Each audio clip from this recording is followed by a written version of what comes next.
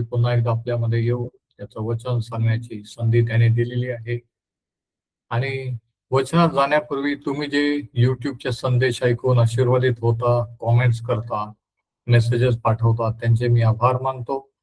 कारण ज्यावेळेस तुम्ही कळवता तेव्हा मला कळतं की तुम्ही कोणत्या शहरातून, कोणत्या भागातून हे संदेश पाहत आहात किंवा ऐकत आहात. आणि जर काही मिस केलं असेल, परत ऐकायचं असेल, तर तुम्ही युट्यूबवर जाऊ शकता आणि याचा लाभ घेऊ शकता. आणि त्याच प्रकारे तुम्ही इतरांनाही ते मेसेजेस, ते संदेश, बायबल स्टडी फॉरवर्ड करू शकता. तर आता आणखी एक संधी परमेश्वराने आपल्याला दिलेली आहे, त्याबद्दल त्याची स्तुती असो. सुंदर प्रेज अँड वर्शिप ऐश्वर्याने घेतलेला आहे. तो अभिषेक दिवसेंदिवस वाढत आहे, ते जाणवत आहे. आणि खरोखर प्रभू येशू एक दिवशी अद्भुत रीतीने वर्शिप मधून त्याचा उपयोग करणार आहे. हालेलुया. आणि तुम्ही जे काही समस्या, ज्या काही अडचणी, जे काही असेल यावेळेस तयार राहा, कारण देवाची उपस्थिती आपल्यामध्ये आहे. आणि जर नोट डाऊन करत असाल तरी तयार राहा. तर आता आपण त्याच्या वचनाकडे वळू. पेरणी आणि कापणीच्या द्वारे समृद्धी हा आजचा आपला विषय आहे. आणि या संदेश मालिकेचं नाव आहे देवाच्या वचनाच्या भूमीतून चालताना. आणि याविषयी मागच्या आठवड्यापासून आपण समृद्धीबद्दल बोलत आहोत की पवित्र शास्त्र याविषयी काय शिकवतं.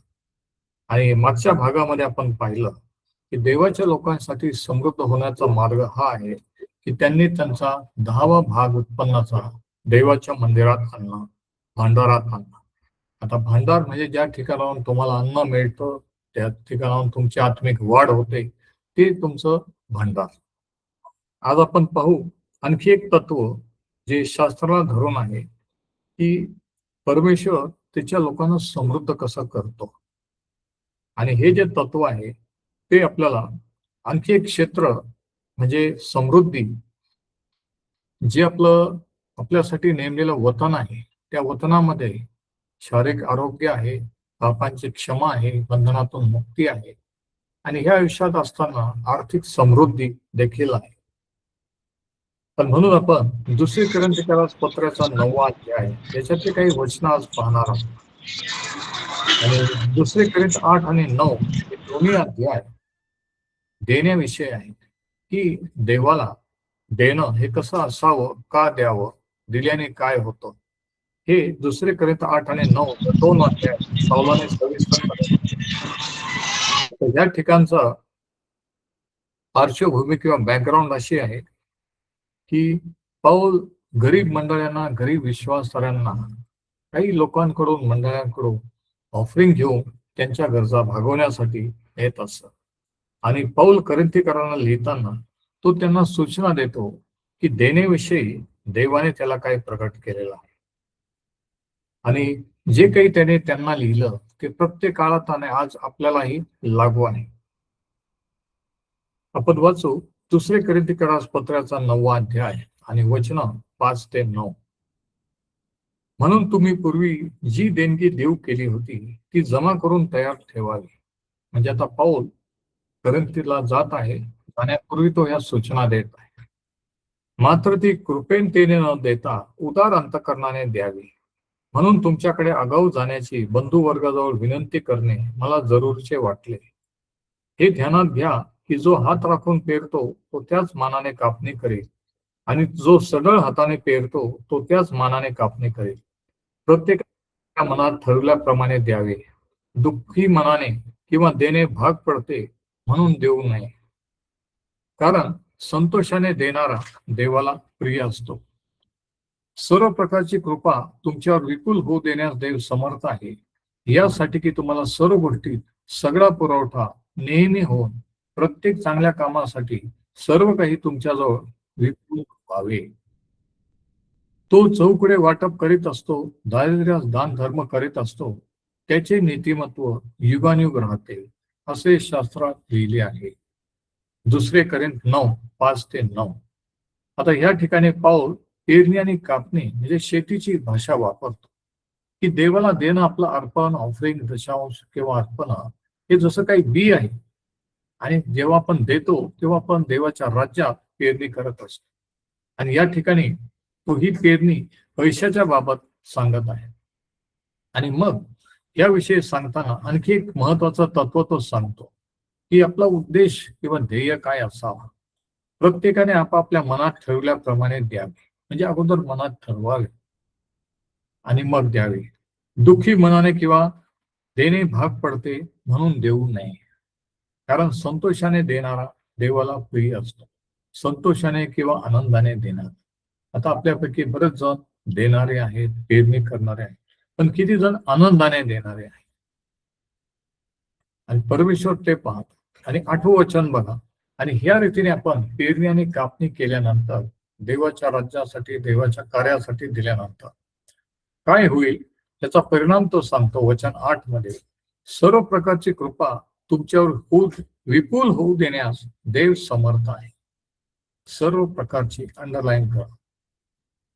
यासाठी की तुम्हाला सर्व गोष्टी सगळा पुरवठा नेहमी होऊन प्रत्येक चांगल्या कामासाठी सर्व काही तुमच्याजवळ विपुल व्हावे.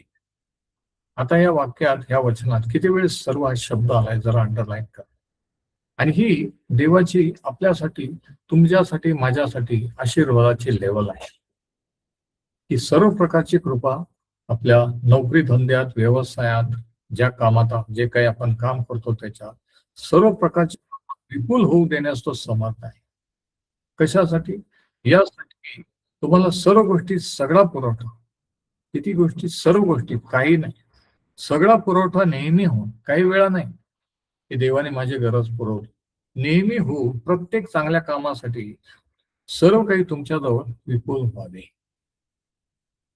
ही देवाची आशीर्वादाची लेवल आहे. जरा विचार करा, आज किती ख्रिस्ती विश्वास तारे या लेवलला आशीर्वादित आहे. याचं कारण असं की ह्याविषयी कदाचित शिकवलं जात नसेल किंवा या गोष्टीला महत्व दिलं जात नसेल. पण ज्यावेळेस आपल्याला कळतं की देवाची इच्छा आहे की आपल्याजवळ सर्व काही विपुल प्रमाणात व्हावे, पुरेसं नाही तर विपुल. आणि विपुल म्हणजे एक्स्ट्रा, आणि एक्स्ट्रा असलं तरच आपण इतरांना मदत करू शकतो, नाही का? म्हणजे या ठिकाणी आपण पाहतो की कोणत्याही क्षेत्रात आपल्याला अडचण यावी, अडचणीत आपण राहावं, ही देवाची इच्छा नाही. त्याची कृपा विपुल आहे आणि ह्या बाबतीत त्याची कृपा पुरवलेली आहे. आणि सर्व काही जे आपल्याला देवापासून मिळतं हे त्याच्या कृपेमुळे मिळतं. आपण देवासाठी काय करतो म्हणून नाही, तर प्रभू येशूने आपल्यासाठी जे केलं त्याच्यावर जो आपण विश्वास ठेवला त्याच्यामुळे मिळत असतं, हे लक्षात घ्या. मग ते प्रार्थनेचे उत्तर असो, शारीरिक आरोग्य असो किंवा कोणतेही आशीर्वाद असो, हे सर्व त्याच्या कृपेमुळे आहे. आणि कृपा म्हणजे ज्याच्यासाठी आपण लायक नाही ते देवाने आपल्याला देईन. आणि आपण कोणीही तारणाच्या आशीर्वादाच्या लायक नाही, नाही का? पण तरीही ख्रिस्ताच्या द्वारे त्याने हे आपल्याला ऑफर केलेलं आहे. आणि मग पाऊल जुन्या करातला एक रेफरन्स त्यांना देतो स्तोत्र 112 मधून. करंथीकरांना लिहिताना तो जुन्या कराचा एक रेफरन्स देतो. स्तोत्र 112 मधले तो असं लिहितो. आणि स्तोत्र 112 मध्ये हे वचन आहे, नीतिमानाचे स्मरण सर्व काळ राहील, त्याने सढळ हाताने गरिबांना दान दिले आहे, त्याचे नीतिमत्व सर्व काळ राहील, त्याचा सन्मानपूर्वक उत्कर्ष होईल किंवा भरभराट होईल. आता या ठिकाणी लक्षात घ्या की घरी किंवा अडचणीत असताना मदत करणे आणि आपलं नीतिमत्व याच्याशी थेट संबंध आहे, हे थेट संबंधित आहे. तो म्हणतो की जो सढळ हाताने गरिबांना दान देतो किंवा विखरतो. म्हणजे जसं काय हे चित्र असं आहे, एक शेतकरी शेतात पीक टाकत आहे आणि ते असं मुठीत घेऊन ते विखरतात, नाही का, वेगळे. तर तसं तो म्हणतो की ज्यावेळेस आपण पेरणी करतो, देतो, त्यावेळेस एक दैवी अदला बदल होते आणि देवाचा उद्देश देवाच्या वचनानुसार पूर्ण होत असतो. आता शास्त्र असं सांगतं की प्रभू येशू ख्रिस्ताने त्या वधस्तंभावर तो शाप असा झाला आणि आपल्याला नियमशास्त्राच्या शापापासून मुक्त केले. म्हणजे ही समृद्धी किंवा हा आर्थिक आशीर्वाद हा आपला हक्क आहे, प्रभू येशू ख्रिस्ताने मिळवलेला आहे. जशी पापांची क्षमा करून ठेवली, शारीरिक रोग आजार आपल्यावर घेऊन आरोग्य उपलब्ध केलं, तसं आर्थिक समृद्धी देखील उपलब्ध केलेली आहे. बरेच वेळेस लोक विश्वास ठेवतात की प्रभू येशू ख्रिस्त अमुक अमुक रोग बरा करेल किंवा अमुक अमुक गोष्ट करेल. तोच विश्वास आपण समृद्धीबाबत वापरला पाहिजे. आता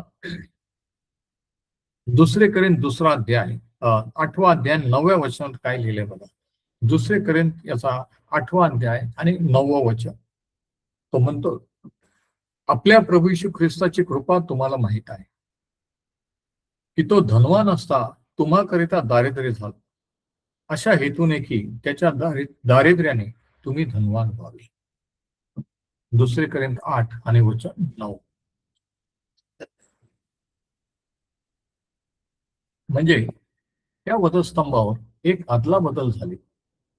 आपलं जे वाईट ते प्रभू येशूने स्वतःवर घेतलं आणि त्याचं जे चांगलं ते आपल्याला देऊ केलं, उपलब्ध करून दिलं. आपलं पाप त्याने वाहिलं, क्षमा उपलब्ध केली. आपले रोग वाहिले, आरोग्य उपलब्ध केले. दारिद्र्याचा शाप वाहिला, समृद्धी उपलब्ध करून दिली. आपलं मरण सोसलं आणि जीवन आपल्याला दिलं. तर वधस्तंभावर प्रभू येशूच्या द्वारे एक अदलाबदल झालेली आहे. तो मरण पावला हे सर्वांना माहीत, पण त्याने काय मिळवलं, काय उपलब्ध करून दिलं आज, हे महत्वाचं आहे आणि ती खरी सुवार्ता आहे. तर सर्व काही जे आपल्याला मिळतं ते प्रभू येशू ख्रिस्ताच्या द्वारे त्याने जे केलं त्याच्यामुळे मिळत असतं. आपण किती चांगले आहोत, आपण देवासाठी काय करतो ह्याच्यामुळे नाही. आणि बरेच जणांचा विश्वास इथेच होतो. ते म्हणतात आम्ही एवढं देवासाठी करतो म्हणून त्याने हे केलं पाहिजे. आपण जे करतो त्याच्यामुळे नाही, तर प्रभू येशूने जे केलं त्याच्यावर विश्वास पाहून परमेश्वर आपल्याला देत असतो. म्हणून स्वतःकडे पाहणं थांबवा. तुम्ही काय करत आहात, किती करत आहात, ख्रिस्ताने काय केले ते पहा, त्याच्यावर विश्वास ठेवा. आणि म्हणून आणि असं केल्यावर देवापासून काही प्राप्त करणं सोपं जातं. प्रॉब्लेम तेव्हा होतात जेव्हा आपण म्हणतो की मी त्याच्या आशीर्वादाच्या लायक नाही, मी अजून पूर्ण नाही, मी अमुक अमुक लेवलला जाईल मग देव मला आशीर्वादित करेल. हे चुकीचे विचार आहे. सर्व काही त्याच्या कृपेने आणि ती कृपा आपल्याला विपुल झालेली आहे. तर पाऊल या कृपेबद्दल तो सांगतो शेतीच्या भाषेत की देणं म्हणजे पेरणी आणि कापणी आहे. आणि जितकं आपण पेरू, 1 एकर शेत लावलं तर 1 एकर पीक येईल, पण 10 एकर लावलं तर 10 एकर येईल. म्हणजे आपण किती लेवलला जायचं हे देव ठरवत नाही, तर तुम्ही आणि मी ठरवतो. किती पेरायचं त्याच्यात किती उगवणार हे अवलंबून आहे. पण दुर्दैवाची गोष्ट अशी की ह्या गोष्टी चर्चमध्ये बऱ्याच वेळा शिकवल्या जात नाहीत आणि म्हणून सेवक लोक सुद्धा अडचणीत आहेत आणि अर्थात मंडळीचे लोक देखील अडचणीत आहेत. पण म्हणून ह्या 2 सत्रामध्ये मागच्या आणि ह्या आर्थिक समृद्धी, पैशाबद्दल, आर्थिक अडचणीबद्दल शास्त्र काय सांगतं हे आपण पाहत आहोत. समजा जर त्या शेतकऱ्याने बी पेरलंच नाही, जवळच ठेवलं तर काय होईल? पुढच्या वर्षी पीक येणार. समजा जर तुम्ही आणि मी दिलंच नाही, पेरणी केलीच नाही, तर काय होईल?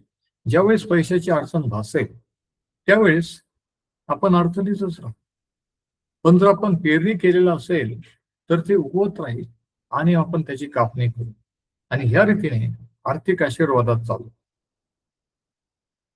जर आपण आपल्याच हातात ठेवलं, जसं शेतकऱ्याने बी स्वतःजवळ ठेवलं आणि पेरलं नाही तर काहीच उगवणार नाही, तसं आपण जर पेरलंच नाही, दिलंच नाही, तर आपल्याला रिटर्न काही मिळणार नाही. म्हणून आपल्याला जर वाढायचं असेल, समृद्धीत चालायचं असेल, तर पेरणी हा देवाचा नियम आहे.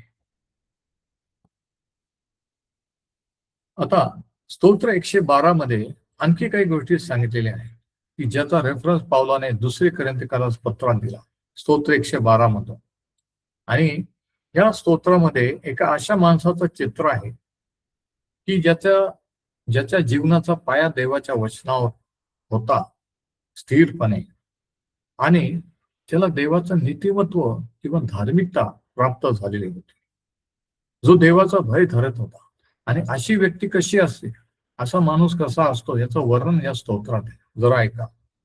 स्तोत्र 112 वचन 1 ते 3. परमेश्वराचे स्तवन करा, जो मनुष्य परमेश्वराचे भय धरतो आणि ज्याचा हर्ष त्याच्या आज्ञांमध्ये आहे तो धन्य. आता धन्य या शब्दाचा अर्थ आहे आशीर्वादित, एवढंच लक्षात घ्या. त्याची संतती, आता त्याला काय काय आशीर्वाद मिळतात बघा. त्याची संतती पृथ्वीवर पराक्रमी होईल. म्हणजे मुलं बाळ आशीर्वादित होते. ते व्यसनाधीन होणार नाही. ते त्यांच्यापासून देवापासून दूर जाणारे निघणार नाही. दुसरीकडे सर्व जणांचा वंश आशीर्वादयुक्त होईल. आता दुसरा आशीर्वाद आहे का, धन संपदा त्याच्या घरी असते. अनेकांना वाटतं की देव धनाविरुद्ध बोलत आहे. अनेक जण म्हणतात की पाळक लोकांनी पैशाबद्दल बोलायचं नाही. मग कोणी बोलायचं? तर शास्त्र त्याच्यात शिकवलेलं आहे आणि देवाचं वचन सांगतं, तर सगळंच शास्त्र शिकवलं पाहिजे नाही का? काही आवडते भाग किंवा नेहमी, तर संपूर्ण शास्त्र जर देवाचं वचन आहे तर संपूर्ण शास्त्र आपण घेतलं पाहिजे. तर दुसरा आशीर्वाद, धन संपदा त्याच्या घरी असते. म्हणजे दारिद्र्य ही देवाची इच्छा नाही बघा. सैतानाने आपल्याला सांगितलंय की गरीब म्हणजे खूप धार्मिक, एक वेगळं चित्र आपल्या पुढे लहानपणापासून असलं. श्रीमंत लोक वाईट असतात, दुष्ट असतात, पापी असतात. पण तसं शास्त्रात सांगितलेलं नाही. आणि जोपर्यंत असे विचार आपले आहेत तोपर्यंत आपल्या जीवनात आपल्याला याचा अनुभव येऊ शकणार नाही. धन संपदा त्याच्या घरी असते, त्याचे नीतिमत्व सर्व काळ टिकते.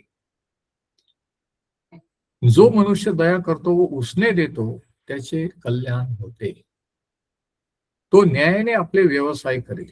म्हणजे धंद्यात, व्यवसायात, कामात खोटेपणा करणार नाही. तो न्यायाने आपला व्यवसाय करेल.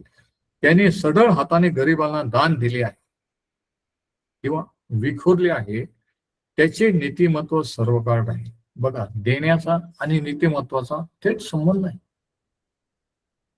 कोणी म्हणेल देण्याचा आणि आर्थिक जीवनाचा संबंध आहे का? हो. चर्चला जाऊन भक्ती करण्याचा, देवाला देण्याचा आणि प्रमोशन किंवा बढती किंवा आर्थिक आशीर्वाद मिळू शकतात का? हो, त्याचा थेट संबंध आहे. हे शास्त्र शिकवतं. त्याने सढळ हाताने गरिबांना दान दिले आहे, त्याचे नीतिमत्व सर्व काळ राहील. त्याचा सन्मानपूर्वक उत्कर्ष होईल. अजून काय पाहिजे? विचार करा. स्तोत्र 112 1 ते 3, वचन 5 आणि वचन 9. आता या ठिकाणी पुन्हा एकदा आपण पाहतो की पेरणं किंवा शेतात विखुरणं, तसं वेगवेगळ्या ठिकाणी वेगवेगळ्या कार्यासाठी देणं हे समृद्धीचं लक्षण आहे. त्याने समृद्धी, पण जर आपण राखून ठेवलं, पेरणी केली नाही, तर काय होईल? की आपण अडचणीत राहू. दुसरी गोष्ट, जर पेरणी केली तर आपण आपल्या देवाने आपल्याला जे नीतिमान ठरवलं त्या नीतिमत्वात आपण स्थिर होऊ. आणि मग आपल्याला खात्री, गॅरंटी राहील की जे मी पेरलं ते उगवणार आणि देव अनेक पट करून परत देणार. तसं निसर्गाचा नियम आहे, पेरते की उगवतो, तसा देवाच्या राज्याचा नियम आहे. म्हणून मलाकी 3 मध्ये परमेश्वर म्हणतो की याविषयी माझी प्रतिती पहा, दशांशाने अर्पण. अख्ख्या शास्त्रात कुठेही परमेश्वर म्हणत नाही की माझी प्रतिती पहा, फक्त देण्याविषयी. म्हणजे त्याला असं म्हणायचं आहे, जर तुम्ही दशांश अर्पणे दिले आणि तुम्हाला काही रिटर्न मिळालं नाही तर तुम्ही देऊ नका. हे देवाचं चॅलेंज आहे. आता पुन्हा एकदा आपण पाहतो की उदारपणे देणं आणि रोखून न धरणे हे दान धर्माचे लक्षण आहे. आता दान धर्म वेगळं आणि देवाला देणं वेगळं. ऐकून घ्या. सामाजिक कार्य वेगळं आणि सेवा कार्य वेगळं. आणि ते आपला धार्मिकपणा स्थापित करते आणि आपण पीक येतं, पीक येईल किंवा आपण कापणी करू याची आपल्याला खात्री देते. म्हणून आपण असे म्हणू शकतो की उदारपणे कर्ज देणे आणि देणे हे धार्मिकपणा, सुरक्षितता आणि समृद्धी यांच्याशी जोडलेले आहेत. की आपल्याला माहिती आहे की किती अडचणीचे प्रसंग आले, किती फायनान्शियल चॅलेंजेस, आर्थिक आव्हानं आले अचानक जरी, तरी मी पेरणी करत असल्यामुळे परमेश्वर मला सहाय्य करेल ही खात्री असते दिल्यानंतर, पेरणी करत राहिल्यावर. पण जर देत नसो तर मात्र प्रॉब्लेम आहे. मग आपण विचार करतो कुठून कर्ज काढायचं, कोणाकडून मागायचं, कसं काय करायचं. तर हे देवाचे उद्देश आहेत, त्यांना कधीही वेगळं केलं जाऊ शकत नाही. आणि देणं आणि रोखून धरणं यात आपल्याला तोच विरोधाभास आढळतो. आता आणखी एक वचन आहे, नीतिसूत्र 11 आणि वचन 24. या ठिकाणी काय लिहिले जरा ऐका. एक इसम व्यय करतो किंवा खर्च करतो तरी त्याची वृद्धी होते. एक वाजवीपेक्षा फाजील काटकसर करतो तरी तो भिकेस लागतो. नीतीसूत्रे 11 आणि वचन 24. म्हणजे एक जण मागं पुढं न पाहता कंजूसपणा न करता खर्च करतो, पण एक जण इतका कंजूसपणा करतो तरी तो अडचणीत राहतो आणि शेवटी भिकेस लागतो. तर या ठिकाणी परत एकदा शास्त्राचा देवाचा नियम सांगितले की जर आपण विखुरलं पेरलं तर आपण आपली वाढ होईल, पण जर आपण पेरलं नाही स्वतःजवळ ठेवलं तर अडचणीत राहू. हा देवाच्या वचनाचा नियम आहे. आणि लक्षात घ्या, हे सर्व पेरणं किंवा देणं, देवाला देणं हे विश्वासाने दिलं पाहिजे, की जरी मी दिलं तर मला कमी पडणार नाही. काही लोकांना असं वाटतं ज्यांनी कधी दशा दिलेलं नाही नसतो देवाला दे, त्यांना वाटतं की जर देवाला एवढं दिलं तर मग मला अडचण येणार नाही का. म्हणूनच विश्वासाची गरज असते. जर विश्वास इतर ठिकाणी तुम्ही वापरता तर इथं सुद्धा वापरला पाहिजे, की मी पेरणी करत आहे त्याच्या वचनानुसार आणि मला काही उणे पडणार नाही. तुम्ही म्हटलं पाहिजे परमेश्वर माझा मेंढपाळ आहे, मला काही म्हणजे विश्वासाशिवाय देवाला संतोषणे अशक्य आहे. म्हणून द्यायला सुद्धा विश्वास लागतो. आणि ज्यावेळेस लोक देतात त्याच्यावर कळतं की त्यांचा विश्वास देवावर या बाबतीत देखील आहे की तो माझे गरजा पुरवेल. हा विश्वास ज्याला आहे तेच लोक देत असतात. आता उत्तम पीक मिळवण्यासाठी काही गोष्टी आवश्यक आहे. आता पाऊल काही ऍग्रिकल्चर किंवा शेतीबद्दलच्या काही नियम त्याचा आधार घेऊन देवाच्या राज्यात पैसा कसा हाताळावा, समृद्धी कशी येते हे करंथीकरांना सांगतो. आणि उत्तम पीक मिळण्यासाठी जमिनीची मशागत करणाऱ्या शेतकऱ्याने 3 तत्व पाळणे आवश्यक आहे असं त्याने सुचवलेलं आहे. म्हणजे 3 तत्व जे शेतकरी पाळतात. पहिली गोष्ट ही की जमीन त्यांनी चांगली जमीन निवडली पाहिजे. जमीन जर सुपीक असली तर पीक चांगले येईल नाही का, पण जमीन जर बरोबर नसेल तर. दुसरी गोष्ट की त्या जमिनीची योग्य मशागत केली पाहिजे. ती जमीन पीक पेरण्यासाठी तयार केली पाहिजे. हा दुसरा नियम शेतीचा. आणि तिसरी गोष्ट म्हणजे की त्याने आपल्या संपूर्ण शेती व्यवसायाचे उत्तम व्यवस्थापन केले पाहिजे. प्रॉपर प्लॅनिंग, की किती पेरायचं आणि काय करायचं हे प्रॉपर प्लॅनिंग पाहिजे आपल्या बजेटनुसार.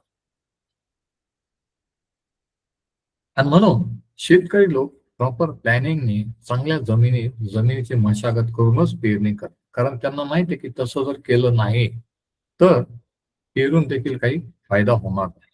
आणि मला वाटतं की देवाच्या राज्यासाठी आपण करत असलेल्या गुंतवणुकीच्या बाबतीतही हेच लागू होते. देवाच्या कार्यासाठी वचनानुसार देणं म्हणजे एक गुंतवणूक आहे, इन्व्हेस्टमेंट आहे. आज आपण विश्वास नसताना लोक वेगवेगळ्या स्कीम्सला बळी पडतात, बुडतात, नुकसान होतं. पण ही जी देवाची स्कीम देवाच्या लोकांसाठी आहे, ही पेरणी आणि कापणी ही कधीही स्कीम फेल जात नाही, कारण ती देवाची स्कीम आहे. म्हणून हे जे तत्व आहे शेतीचे ते इथं सुद्धा लागू होतात. जर आपण सुज्ञपणे पेरणी केली तर आपल्याला त्याचे फळ नक्कीच मिळेल. आपण केवळ उत्थळ भावनेच्या भारात किंवा क्षणिक आवेशापोटी देऊ नये. इमोशनल होऊन काही लोक इमोशनल होऊन सांगतात की आम्हाला ह्याची गरज आहे, चर्च बांधायचं किंवा अमुक अमुक किंवा असं इमोशनल करून मग तर इमोशनली भावनावश होऊन आपण देऊ नये. त्याऐवजी आपण अशा सेवा करायच्या आणि देवाच्या अशा उपक्रमांचा मनापासून शोध घेतला पाहिजे की आपण त्यांना देतो ते चर्च, ती सेवा कार्य फळ देणारी आहे का, ती सुपीक जमीन आहे का, त्याचा उपयोग ते कसं करत आहेत, योग्य रीतीने होत आहे का, त्या सेवेच्या द्वारे त्या सेवकाच्या द्वारे काही फळ येत आहे का. जर हे असेल तर आपण त्या ठिकाणी द्यायचं. म्हणून कुठं द्यायचं आणि कसं द्यायचं हे सुद्धा शास्त्रात सांगतं. बरेच लोक म्हणतात आम्ही दशांश अर्पण देतो तरी आमची परिस्थिती सुधारत नाही. याचं कारण हे की जमीन कशी आहे तुम्हाला माहित आहे. तुम्ही जे देता त्याचा वापर कसा होतो तुम्हाला माहित आहे का, ते सांगतात की नाही सांगत. जर तुम्ही देता तर तुम्हाला विचारण्याचा अधिकार आहे की याचा उपयोग कसा होतो, कोणतं कार्य चाललेलं आहे, कुठं चाललेलं आहे. म्हणजे सुपीक जमिनीत पेरणी करणे आणि जिथे जास्तीत जास्त फळ मिळण्याची खात्री करण्यासाठी योग्य पूर्वतयारी गेली आहे, तिथले व्यवस्थापन उत्तम, नैतिक, प्रामाणिक आहे. की जे लोक पैसा हँडल करतात, देवाचा पैसा, ते प्रामाणिक आहेत का देवाविषयी, पैशाविषयी, सेवक कार्याविषयी? तर मला भीती वाटते की देवाच्या अनेक लोकांना पेरणी करण्यापासून मिळणाऱ्या आशीर्वादांना मुकावे लागते, कारण ह्या गोष्टी माहीत नसते की कसं द्यायचं, कुठे नाही द्यायचं. आणि हे सर्व शास्त्रात सांगितलेलं आहे. शेतीच्या सरळ सोप्या भाषेत पावलाने सांगितलं. जमीन चांगली असली तर पीक चांगलं येईल, जमिनीची मशागत केली तर पीक येईल, प्रॉपर प्लॅनिंग केलं तर येईल. या सर्व गोष्टी महत्वाच्या आहेत. आणि म्हणून हे नियम आर्थिक समृद्धीसाठी देवाच्या लोकांसाठी हे नियम आहे. जगाच्या लोकांसाठी शेअर मार्केट आहे, स्कीम आहे, वेगवेगळ्या प्रकारे समृद्ध, त्याचे तुमचे पैसे डबल होतील, टिबल होतील, वेगवेगळ्या अशा स्कीम. पण तुम्ही आणि मी जर देवाच्या आहोत तर ही देवाची योजना आहे की आपण पेरणी आणि कापणी करणे. आणि आपल्याला माहिती आहे की जर आपण पेरणी केली तर कापणी नक्कीच करू. जे आपण देवाच्या राज्यात पेरू ते नक्कीच उगवणार, ते अनेक पट होणार. आणि हे जेव्हा आपल्याला कळतं तेव्हा आपण आनंदाने देऊ लागतो. आज आपण इथे थांबू. परमेश्वर हे वचन आशीर्वादित करो आणि पुढच्या आठवड्यामध्ये आणखी एक वतन जे आपल्यासाठी राखून ठेवलेलं आहे, जे वतन ख्रिस्तामध्ये, ते म्हणजे शारीरिक आरोग्य आणि रोगमुक्ती. याच्याबद्दल शास्त्र काय सांगतं, आरोग्यासाठी देवाने काय तरतूद केलेली आहे, हे आपण पुढच्या आठवड्यात पाहू. परमेश्वर हे वचन आशीर्वादित करो.